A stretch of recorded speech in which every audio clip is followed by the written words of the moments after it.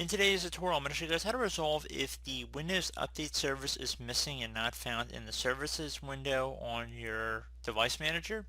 So this should hopefully be a pretty straightforward tutorial here. And without further ado, let's go ahead and jump right into it. So we're going to go ahead and start by opening up the Start menu. Just left click on the Start button one time.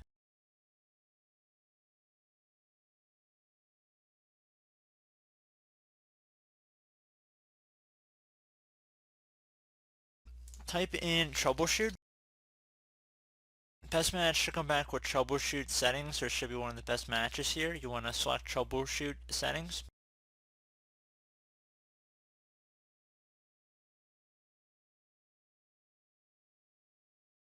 Now on the right side underneath Get Up and Running, you want to select Windows Update, resolve problems that prevent you from updating Windows, and then left click on Run the Troubleshooter.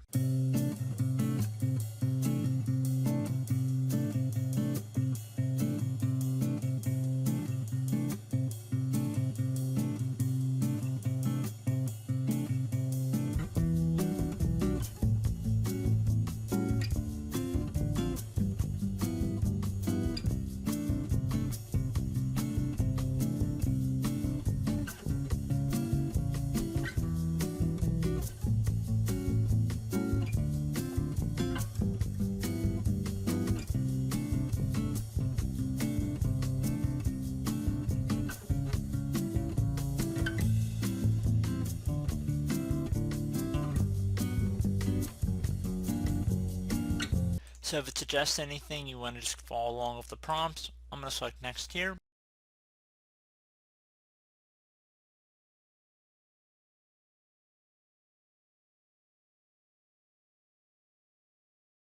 And there you go, guys. If it detects anything and you can see service registration is missing or corrupt, it should be able to fix it automatically.